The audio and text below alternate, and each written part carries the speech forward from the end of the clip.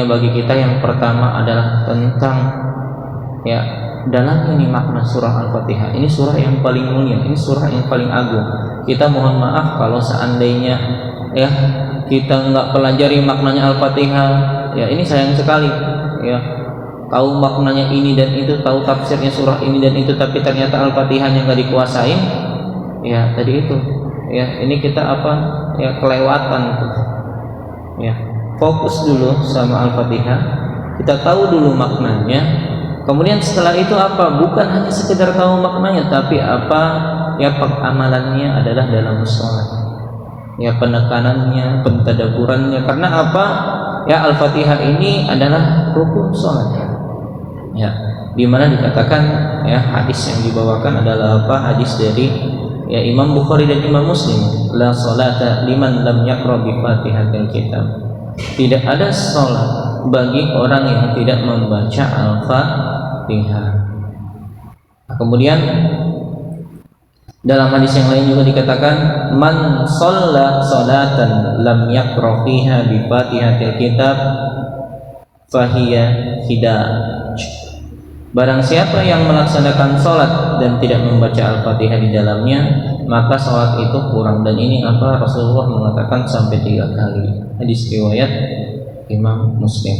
Nah ini gambaran bahwasanya apa ya selain Al-Fatihah kita tahu maknanya, maka adalah apa yang paling penting bagi kita adalah apa ya menerapkan Al-Fatihah ini ketika sholat. Karena apa orang yang tidak membaca Al-Fatihah maka apa ya sholatnya apa ada kekurangan di situ. Ya bahkan ya banyak ulama mengatakan apa sholatnya tidak sah. Ya. Kemudian pembahasan berikutnya adalah nama-nama ya surah Al-Fatihah. Penting bagi kita untuk mengetahui apa itu nama-nama dari surah Al-Fatihah. Karena yang namanya sebuah nama itu ada pemaknaan di dalamnya. Ya, ada sifat di dalamnya. Oleh karena itu penting bagi kita untuk mengetahui nama-nama surah Al-Fatihah. Dalam tafsir At-Tanwir disebutkan 4 nama. Nama yang pertama adalah Al-Fatihah yang artinya adalah pembuka. Kemudian nama yang kedua adalah Ummul Quran, pokoknya Al-Quran, intinya Al-Quran. Ya, kemudian nama yang keempat adalah Sab'u Matsani, ya, 7 yang berulang. Ya. Kemudian yang terakhir adalah Al-Asas, yaitu adalah ya dasar. Dan penamaan-penamaan ini berdasarkan dalil-dalil, ya periwayatan, ya yang mana dalam hadis yang diriwayatkan Imam Tirmidzi dan Abu Hurairah katakan alhamdulillahi ummul Quran wa ummul kitab wa sab'u mathani. Alhamdulillah Al-Fatihah ya maksudnya adalah surah Al-Fatihah itu adalah apa ya ummul Quran, intinya Al-Quran, pokoknya Al-Quran. Kemudian ummul kitab, nama lainnya juga sama, ummul kitab. Kemudian sab'ul masani, 7 yang berulang. Nah ini juga gambaran dikatakan sab'ul masani ya. Ini menandakan bahwasanya apa para ulama sepakat Al-Fatihah itu terdiri dari apa 7 ayat. Entah itu bismillahnya dianggap ayat dari Al-Fatihah ataupun bismillahnya bukan bagian dari Al-Fatihah. Ya. Semua ulama sepakat ya entah itu bismillahnya dimasukkan dalam surah Al-Fatihah ataupun tidak ya, maka apa tadi itu dia tetap sebagai 7 ayat. Nanti kita akan bahas tentang hal tersebut. Ya. Nah, kemudian penamaan Al-Asas ya ini juga dalam tafsir Imam Ibnu Katsir diriwayatkan dari Ibnu Abbas dikatakan idza talalta aw ishtahaita fa 'alaika bil asas. Dikatakan apabila kamu sakit ya kamu itu mengeluh mengadu maka apa atasmu dengan apa dasar Al-Qur'an, yaitu maksudnya adalah Al-Fatihah. Nah, yang mana kita ketahui bahwasanya Al-Fatihah ini salah satu ayat-ayat surah-surah bacaan-bacaan apa ruqyah ya yang mana apa bagus untuk ya diri kita ya. Nah kemudian jumlah ayat dan hukum membacanya. Jadi setelah kita tahu ya, kita bahas tentang ya jumlah ayat. Ya, para ulama sepakat Al-Fatihah terdiri dari 7 ayat karena namanya adalah apa, dalam arti katakan sab'u masani, 7 yang berulang. Ya, 7 yang sering diulang-ulang terus. Nah, itu pengertian ya sab'u masani. Ya. Nah, kemudian terjadi perselisihan di kalangan ulama apakah ucapan basmalah bismillahirrahmanirrahim ini termasuk dalam surah Al-Fatihah. Ya. Adapun tim pusat ya Muhammadiyah, tim Majelis Tarjih dan Tajdid yang berpendapat bahwasanya apa ya bismillah ini termasuk dalam surah Al-Fatihah. Maka bismillah ini wajib dibaca ketika membaca Al-Fatihah dalam sholat ya. Kemudian ya dalilnya dikatakan idza qara'tum alhamdulillah faqra'u bismillahirrahmanirrahim innaha ummul Qur'an wa ummul kitab wa sab'u masani wa bismillahirrahmanirrahim dah ya. Kemudian dikatakan jika kalian membaca alhamdulillahirabbil alamin maksudnya Al-Fatihah, maka bacalah bismillahirrahmanirrahim. Karena dia adalah apa? Ummul Quran, dia adalah ummul kitab, dia adalah 7 ayat yang berulang-ulang dan bismillahirrahmanirrahim adalah salah satunya. Kemudian ya pendapat ini bukan ya hanya sekedar pendapat dari tim majelis ya Tarjih dan Tajdid, tapi apa banyak ulama ya yang berpendapat seperti ini. Salah satunya adalah apa Imam Syafi'i ya, dan banyaknya ahli qiraah ya di Mekah dan Kufah yang berpendapat bahwasanya apa Al-Fatihah bismillahirrahmanirrahim adalah bagian dari surah Al-Fatihah. Ada juga ulama yang berpendapat ya bismillahirrahmanirrahim itu bukan bagian dari surah Al-Fatihah ya. Namun kita tidak terlalu membahas secara detailnya di sini ya, karena dalam pengajian fikih, dalam pengajian tafsir pentingnya bagi kita untuk apa ya, terutama mohon maaf apabila di kalangan umum jangan muqarran. Karena kalau muqarran itu apa? Perbandingan ya. Nah, kalau kita belum punya satu pegangan kemudian kita langsung belajar muqarran membandingkan, nah itu kita pusing. Ya kami dulu ya ketika belajar di pondok diajarkan apa? Fiqhun nas dulu. Ya satu fikih dulu. Ya mazhab Imam Syafi'i, kami menghafalkan matan Abi Suja. Setelah itu sudah menguasai mazhab Imam Syafi'i, baru apa fikih muqarran, baru dibandingkan dengan apa? Ya, mazhab-mazhab yang lain. Nah, ini kita mohon maaf terkadang banyak orang ya, dia belum ada satu pegangannya. Ya, tapi apa? Langsung dibandingkan. Ya, akhirnya apa yang ada pusing. Ya. Nah, ini pentingnya apa? Bertahap dalam apa? Belajar. Ya, jadi pegangannya tidak semua hal yang apa namanya hal-hal yang ini harus disampaikan semuanya dan seterusnya, nanti takutnya apa jamaah tidak pusing. Yang paling penting adalah apa? Penyampaian tersebut berdasarkan dalil. Ya. Kemudian terdapat juga perselisihan ya, apakah bismillah ini dibaca sir pelan atau dibaca jahar saat membaca ya Al-Fatihah di dalam sholat. Ya, jadi sepakat nih Al-Fatihah bagian dari ya surah ya bismillahirrahmanirrahim bagian dalam ya surah Al-Fatihah. Kemudian berbeda pendapat lagi dalam hal itu. Bismillah ini dibaca sir pelan kah atau dibaca jahar nyaring ya saat membaca Al-Fatihah dalam sholat. Nah, adapun ya dari penyusun kitab ya pendapat yang lebih kuat adalah apa?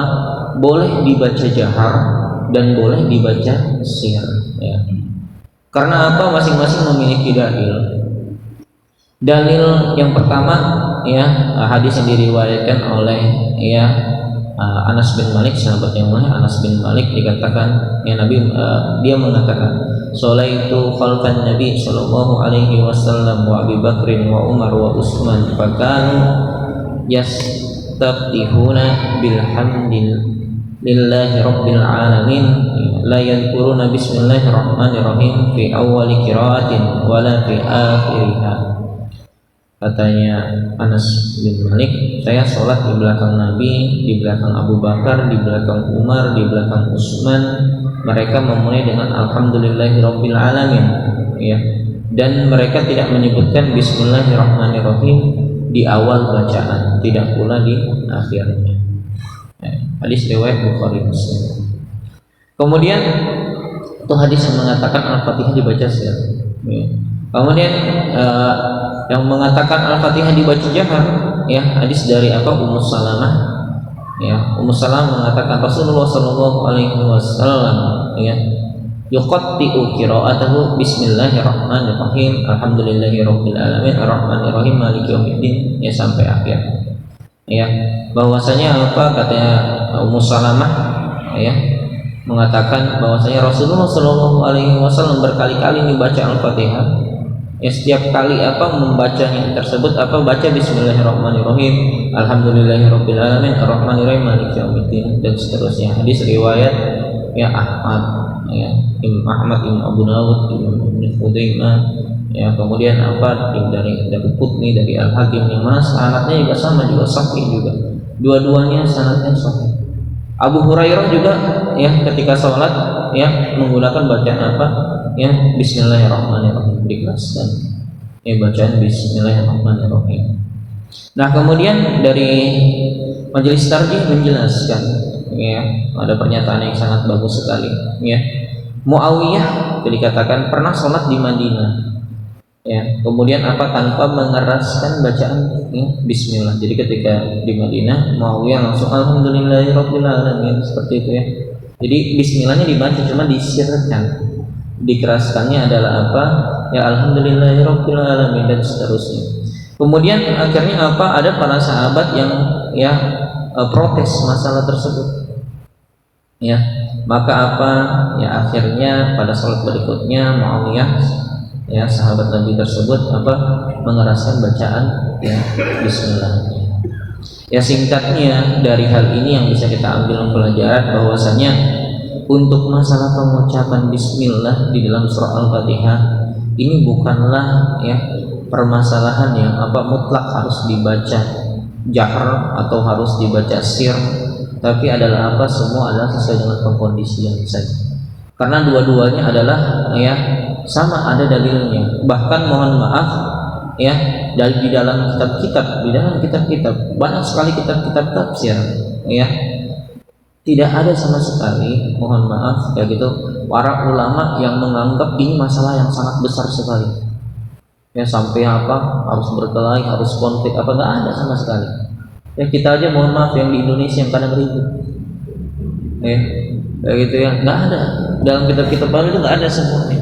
Ya, karena ini masalah-masalah yang menurut para ulama ini ini masalah kecil, tidak untuk harus dibesar-besarkan, karena keduanya boleh, hanya tinggal menyesuaikan saja, ya. Nah, kemudian kita masuk ke kandungan isi surah Al-Fatihah. Jadi setelah, ya, pengantar tadi ada 3 pengantar, kemudian kita masuk ke kandungan isinya. Nah, ini sistemnya adalah tahlili, sistemnya adalah per ayat. Kemudian nanti setelah itu ada maudu'inya, ada tematik. Al-Fatihah ayat 1 sampai 4, ya, ini berisi, ya, menjelaskan tentang pandangan hidup. Bagaimana sih pandangan hidup kita seorang muslim, ya. Yang pertama Bismillahirrahmanirrahim, dengan menyebut nama Allah, ya, yang Maha Pengasih, yang Maha Penyayang. Alhamdulillahirabbil alamin, segala puji bagi Allah Tuhan semesta alam. Ar-Rahmanirrahim, ya, yang Maha Pengasih lagi Maha Penyayang, yang Maha Pemurah lagi Maha Penyayang. Maliki yaumiddin, yang menguasai hari pembalasan. Kita bahas satu persatu ayatnya, ya, dari 4 ayat ini, ya, di mana pandangan hidupnya, mungkin kita berpikir seperti itu, ya. Nah, kita akan bahas, ya. Yang pertama tentang ayat 1, ya. Ayat 1, Bismillahirrahmanirrahim, dengan nama Allah yang Maha Pengasih lagi Maha Penyayang. Ya. Dalam tafsir, ya, At-Tanwir dijelaskan bahwasanya kalimat ini dengan nama Allah yang Maha Pengasih lagi Maha Penyayang ini menyatakan ya, bahwasanya apa Al-Quran ini sebagai kitab rahmat. Karena apa? Dia dimulai dengan apa? Dengan sifat Allah yang maha ya pengasih, yang maha penyayang. Ya Ar-Rahman, Ar-Rahim. Ya. Kata-katanya dari rahmat. Ya Rahman sama Rahim ini apa kata-katanya sama-sama dari apa? Rahmat. Maka dikatakan ini sebagai kitab rahmat. Ya. Yang mana kalau kita perhatikan semua surah ya di dalam Al-Quran itu diawali dengan ya bacaan ya Bismillahirrahmanirrahim, kecuali surah At-Taubah ya, yang mana alasannya adalah apa? Karena ya kandungan surah At-Taubah itu adalah apa? Pemutus hubungan antara Allah dan Rasulnya ya kepada kaum musyrikin ya. Jadi baro'atun ya, jadi apa?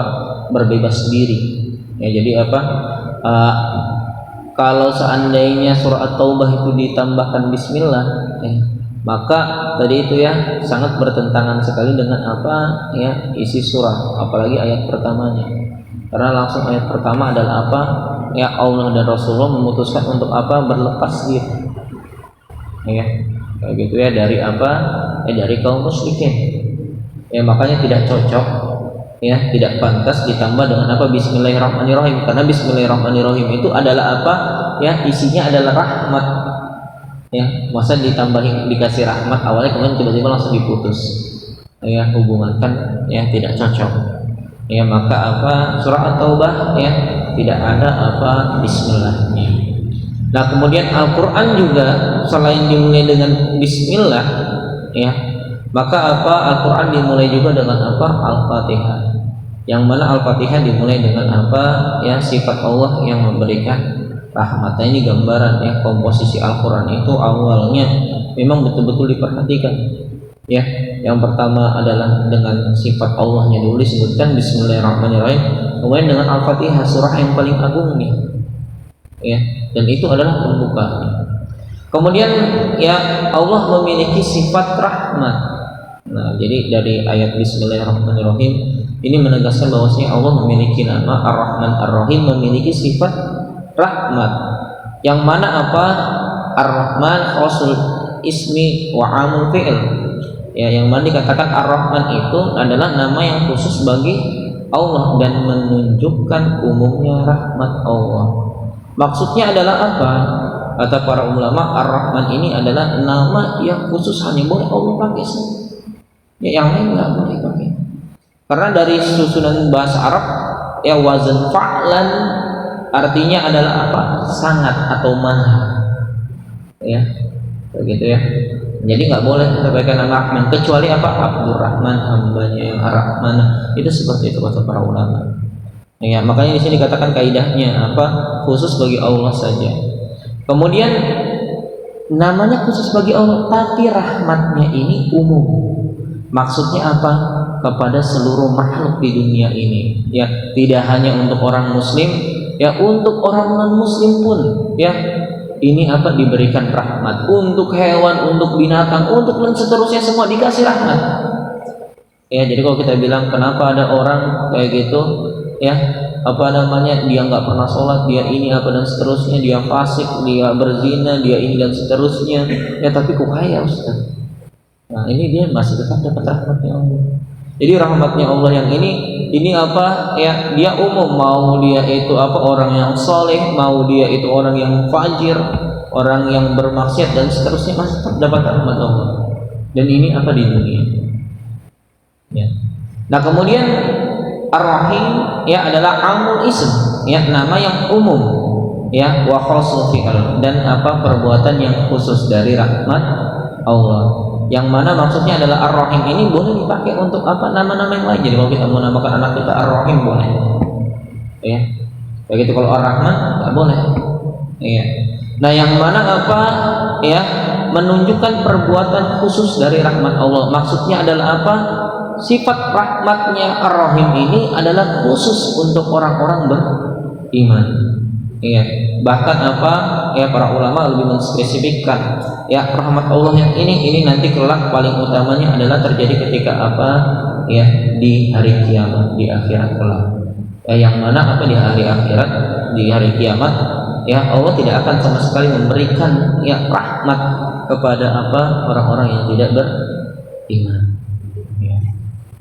Nah kemudian ayat yang kedua, ayat yang pertama juga masih ya dari kita lihat ya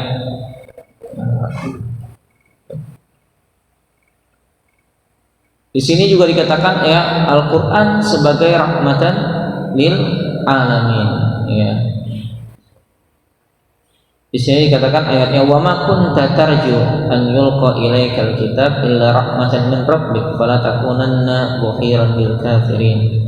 Ya, dan engkau Muhammad ya tidak mengharapkan kitab Al-Qur'an itu diturunkan kepadamu, tetapi ya, ia diturunkan sebagai rahmat dari Tuhanmu. Nah, ini juga gambaran ya, tentang Al-Qur'an sebagai ya rahmat. Dalam ayat yang lain dikatakan wa ma arsalnaka illa rahmatan lil alamin, dan kami tidak mengutus ya engkau Muhammad kecuali menjadi rahmat bagi semesta alam. Nah inilah gambaran bahwasanya Al-Quran ini adalah kitab ya rahmat penuh, ya rahmat penuh kasih sayang untuk apa ya seluruh makhluk. Yang mana kalau kita lihat ya adanya Al-Quran ini bukan hanya ya bermanfaat bagi kaum muslimin saja, ya orang yang non muslim terutama ilmuwan-ilmuwan tersebut ya di zaman sekarang banyak apa menemukan ya kebenaran-kebenaran Al-Quran ya dalam apa dalam kehidupan sains. Kemudian yang kedua ayatnya adalah alhamdulillahirabbil alamin ya. Nah ini kalau kita lihat alhamdu pakai hamdun ya gitu, dia pakai alif lam di sini ya, kata Imam At-Tabari ya dalam tafsirnya dikatakan jami'ul mamamid ya mahamid wasyukrul kamil lillah ya, seluruh pujian dan syukur yang sempurna hanya untuk Allah. Syukurnya gara-gara apa? Karena Allah Rabbil alamin ya, Rabbul alamin artinya apa ya Tuhan ya pencipta, pemilik, pemelihara, pengatur alam semesta ya. Jadi Allah itu kata Rabb itu bermakna tadi itu Allah yang menciptakan alam semesta, Allah yang memiliki seluruh alam semesta, Allah yang memelihara, yang mengatur alam semesta ya. Alam semesta ini ya termasuk seluruh makhluk ya. Hal ini bermakna apa ya? Allah lah yang menciptakan ya tentang apa awal kehidupan, asal usul kehidupan. Allah juga yang mengatur apa ya jalannya kehidupan ya. Jadi setelah itu ya gambaran ya tadi Allah ya sebagai awal yang membuat alam semesta ini, Allah juga yang ya, mengaturnya. Kemudian lanjutan ayat yang ketiganya Ar-Rahmanir Rahim. Maka kalau kita gabungkan dengan ayat yang kedua, artinya adalah apa? Allah ini menciptakan alam semesta, mengatur alam semestanya ini dengan apa? Ya sifat kasih sayang ya. Dan memang kalau kita lihat seperti itu, coba kalau kita perhatikan ya seluruh makhluk ya di alam semesta ini dia terciptanya dengan penuh apa sifat kasih sayang, apalagi untuk manusia. Kasih sayangnya luar biasa sekali, kita lihat bentuknya, kelengkapannya, fasilitasnya dan seterusnya. Wah lengkap sekali ya dengan apa sifat rasa kasih sayang. Kalau seandainya ada sifat ya sifat-sifat ya tidak peduli kayak gitu, asal buat saja, wah bakal bisa kacau.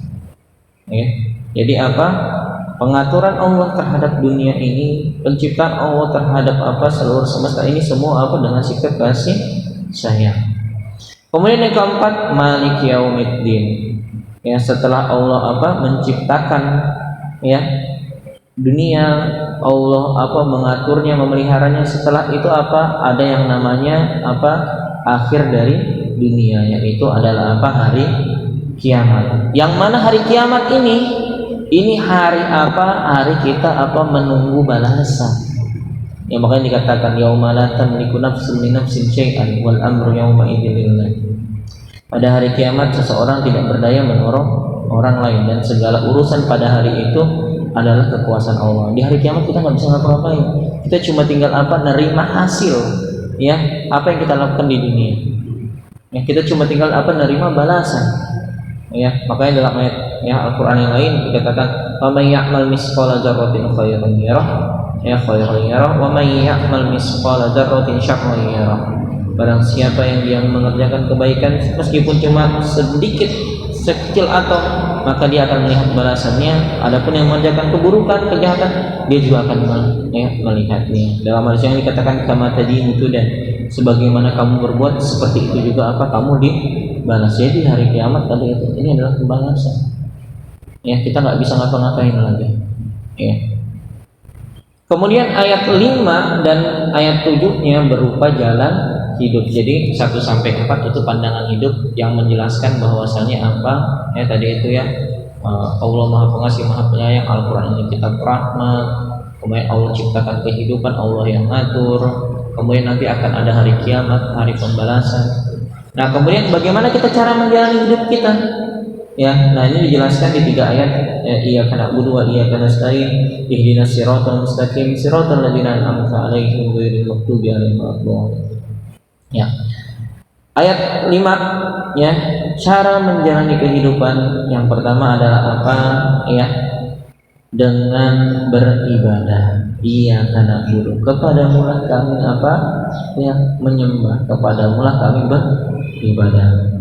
Ya, dalam tafsir At-Tanwir ditekankan makna ibadah salah satunya adalah menurut Imam Az-Zamakhsyari yang artinya adalah merendahkan diri dan menundukkannya dengan sungguh-sungguh. Nah, ini pentingnya kita untuk ketika beribadah adalah betul-betul rendahkan diri kita serendah-rendahnya di hadapan Allah Subhanahu wa taala, kemudian dengan sungguh-sungguh. Jadi jangan hanya sekedar sholat tapi masih ada kesombongan di hatinya. Jangan hanya sekedar sholat tapi mohon maaf seakan-akan dirinya tidak butuh pertolongan Allah, tidak membutuhkan Allah dan seterusnya. Tanpa Allah saya bisa sholat hanya sekedar tadi itu formalitas saja dan seterusnya. Tapi ada kerendahan seakan-akan betul-betul kita butuh Allah. Makanya ketika kita bertakbir Allahu Akbar, Allah yang maha besar, yang lain semuanya kecil termasuk kita. Ya, ini gambaran rendahkan diri kita dalam beribadah. Ya. Nah, kemudian dalam ayat yang lain dikatakan wa ma khalaqtul jinna wal insa illa liya'budun. Tidaklah aku menciptakan jin dan manusia melainkan agar beribadah kepadaku. Nah, ini jadi jalan kehidupan dunia kita ini kuncinya yang pertama adalah beribadah. Ya. Kemudian yang disuruh beribadah ini siapa? Semua makhluk disuruh beribadah, bukan hanya manusia saja. Makanya dikatakan yusabbihu lillahi ma fis samawati wa ma fil ard, al-malikul quddus al-azizul hakim. Apa yang ada di langit dan apa yang ada di bumi senantiasa bertasbih kepada Allah. Yang maha raja, yang maha menguasai, yang maha suci, yang maha perkasa, yang maha bijaksana. Nah, ini gambaran bahwasanya setiap makhluk di alam semesta ini semuanya itu beribadah, cuma caranya berbeda-beda. Kemudian cara yang kedua menjalani hidup ini adalah dengan meminta pertolongan. Karena wa iyyaka nasta'in, dan kepadamu lah kami meminta pertolongan. Nah, ini namanya isti'anah. Nah, kalau isti'anah meminta pertolongan itu kepada Allah. Nah, dalam ayat yang lain ada juga istilahnya mu'awanah, yang artinya saling tolong menolong. Nah, mu'awanah ini kepada manusia. Jadi jangan diartikan mohon maaf kita cuma disuruh minta tolong aja sama Allah kayak gitu. Nggak usah minta tolong sama manusia. Nah, ini salah juga. Jadi ini harus bedakan antara isti'anah meminta pertolongan sama mu'awanah. Mu'awanah ini saling tolong menolong ini terhadap manusia. Dalilnya wa ta'awanu 'alal birri wat taqwa wa la ta'awanu 'alal ismi wal udwan. Bertakwa. Dan tolong menolonglah kamu dalam mengerjakan kebaikan dan ketakwaan, dan janganlah tolong menolong dalam berbuat dosa dan permusuhan, dan bertakwalah kepada Allah. Contohnya bagaimana? Contoh tentang isti'anah dan mu'awanah. Contohnya ada orang yang sakit. Nah, dia minta kesembuhan itu, berharap kesembuhan, dikasih kesembuhan ini kepada Allah Subhanahu wa taala. Dia minta pertolongan Allah, ya Allah sembuhkan saya. Tapi bukan cuma dengan cara seperti itu saja. Harus ada tolong menolong mu'awanah. Dia harus pergi ke dokter, diobati sama dokter, kemudian dia harus mengikuti aturan yang diperintahkan begini dan seterusnya. Nah, itu namanya mu'awanah. Jadi tetap berobat dan sering, tapi tadi itu pertolongannya itu mintanya kepada Allah seperti itu. Nah, itu gambaran. Jadi bukan kita datang ke dokter, ya Allah dokter sembuhkan saya, bukan. Tapi apa?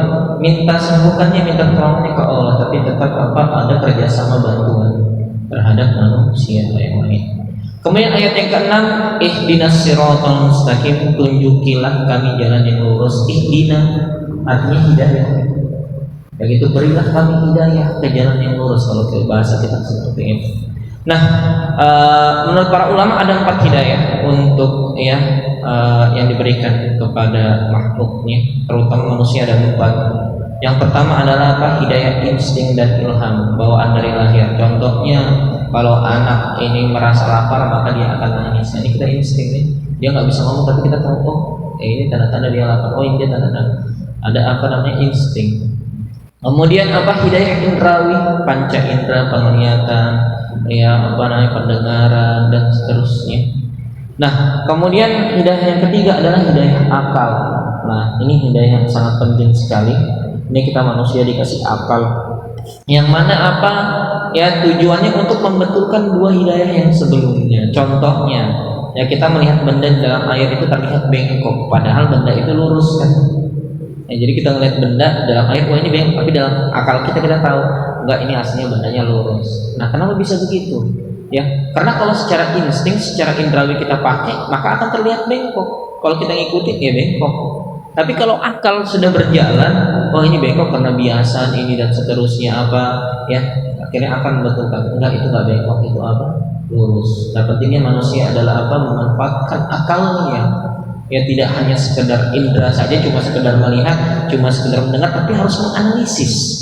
Ya, harus mengetahui. Ya. Nah, kemudian yang keempat, dan ini sangat diperlukan sekali untuk orang yang berakal, yang hidayah agama dan syariat. Ya. Nah, ini sangat perlu bagi orang yang mohon maaf, terutama akalnya dikuasai hawa nafsu. Banyak orang pintar, tahu ini, tahu itu, bisa menganalisa ini dan itu, tapi apa tahan sama hawa nafsu. Ujung-ujungnya orang pintarnya korupsi, ujung-ujungnya orang pintarnya menipu dan seterusnya. Ya, kita di Indonesia ini kurang apa sih? Orang pintar banyak, tapi orang yang apa dapat hidayah ini kurang gitu.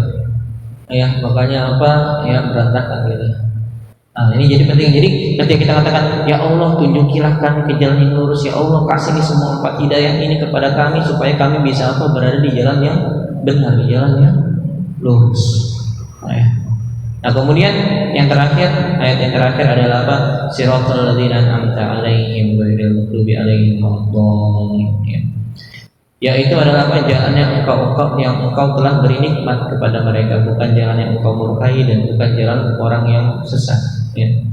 Nah, di sini dikatakan jalan yang engkau berikan nikmat itu apa? Dijelaskan dalam surah An-Nisa, wa may yuti'illaha wa rasulahu fa ulaika ma'al ladzina an'ama Allahu 'alaihim minan nabiyyin wasiddiqin wasyuhada wassalihin wa hasuna ulaika rafiqa.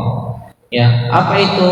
Ya, adalah jalan yang Allah berikan nikmat itu adalah jalan apa? Jalannya para nabi, jalannya para pecinta kebenaran, jalannya orang-orang mati syahid, jalannya orang-orang yang seperti. Jadi kita minta seperti itu, jalannya orang-orang apa?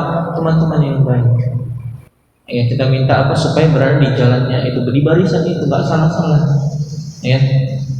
Nah, kemudian bukan jalan yang makhluk. Makhluk ini orang yang dimurkai. Orang yang dimurkai itu kata para ulama tafsir ya adalah apa? Ya, orang yang berilmu tapi tidak beramal, seperti orang Yahudi. Ya, orang tafsir mengartikan makhluk itu orang Yahudi. Karena apa? Dia punya ilmu tapi dia nggak beramal. Nabinya sendiri dibunuh. Bayangkan, ada kitab diturunkan apa dan seterusnya. Nabinya ngajarkan, dia tahu oh ini harus begini, cuma nggak diamalkan. Ada ilmu tapi nggak beramal. Ya, makanya Allah murka. Nah, bukan juga jalan yang dzalin, ya orang-orang yang sesat. Orang-orang yang sesat itu apa kata para ulama? Ya orang yang dia beramal, melakukan sesuatu tapi nggak ada ilmunya, sehingga salah-salah, sehingga sesat. Seperti apa? Contohnya kaum Nasrani. Yaitu kaum Nasrani itu gambaran dia beribadah ini dan seterusnya. Sekarang kalau kita lihat aja, ya Injilnya saja berubah-ubah sudah itu. Bingung yang mana yang benar, karena pusing juga dia ajarannya bagaimana, ya. Berubah. Ya, jadi pengamal tapi apa ilmu? Nah, Jadinya apa? Berangkat kali. Mungkin ini yang bisa kami sampaikan pada kajian kesempatan kali ini. Nah, ini perlu kita ketahui bahwasanya yang kami bahas tadi itu baru apa? 6 halaman saja. Halaman 1 sampai halaman 6. Setelah itu pembahasan ke depannya kita akan bahas secara detail ayat Al-Quran sebagai rahmat, ya asal usul kehidupan, jalan hidup. Ya ini sih pandangan hidup ya. Ada 6 tema. Kemudian kalau pembahasan berikutnya juga tentang jalan hidup ada 3 tema besar. Ya, jadi untuk Al-Fatihah saja itu 157 halaman ya, 57 halaman. Sedangkan kami baru membahas ya cuma 6 halaman saja. Ya, ini gambaran yang bisa kami sampaikan pada kesempatan kali ini. Mungkin apabila ada yang ingin bertanya, kami persilakan sebelum kami tutup. Jika ada yang didiskusikan, kami persilakan.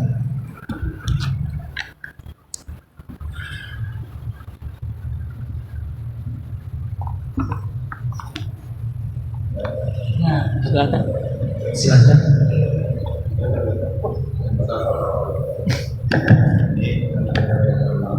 Iya, sudah, baik.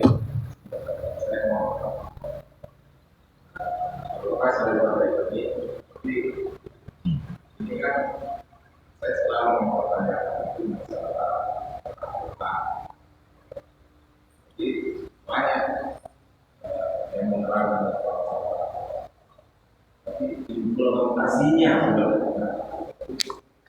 gimana ya dari kalau kan bilang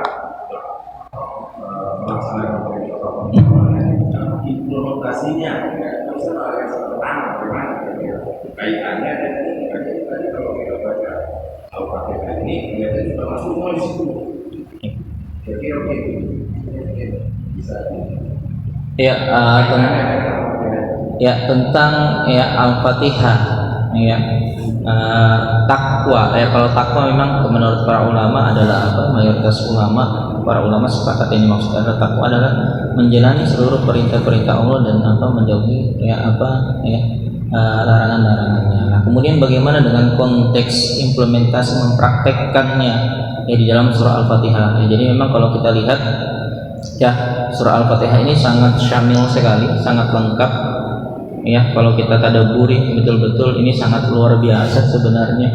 Ya, maka konteks takwa yang paling tepat ini menurut kami pribadi seperti itu ya dalam penjelasannya di dalam surah Al-Fatihah ini adalah bagaimana ya kita itu ketika hidup ya menyelesaikan semua permasalahan kita yang menjalani kehidupan kita di dunia ini adalah apa, dengan cara banyak-banyak beribadah dan meminta tolong kepada Allah. Nah, kita mohon maaf kadang ya di dalam kehidupan ada masalah, kadang larinya nggak ke ibadah ya. Begitu masalahnya berat baru ingat Allah ya. Biasanya kadang kayak gitu, kadang ada kalau masalahnya kecil, masalahnya apa, kadang nggak ingat beribadah kan kita biasa aja.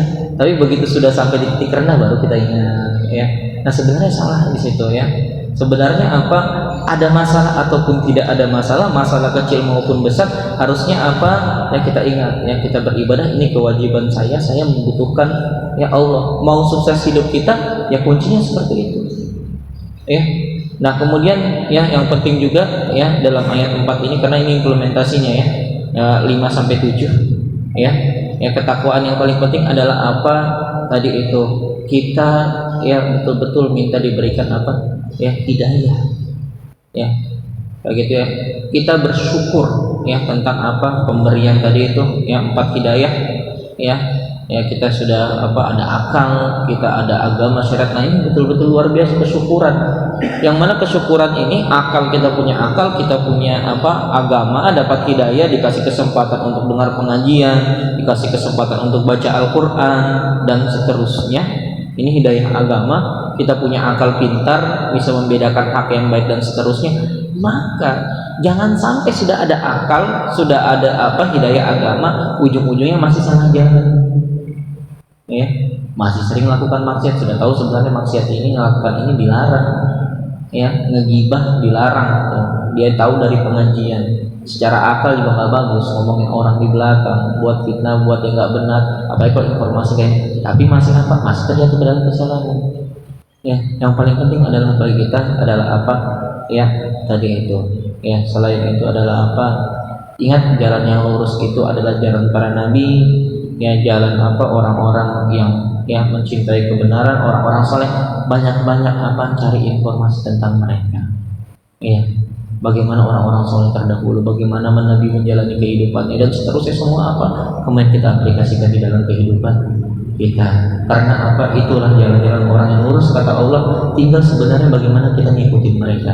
Cara ngikutin mereka gimana? Harus banyak-banyak cari sirah mereka, kisah tentang mereka, bagaimana mereka menjalani hidup, bagaimana mereka ini dan seterusnya. Nah, kemudian kita mencontohnya.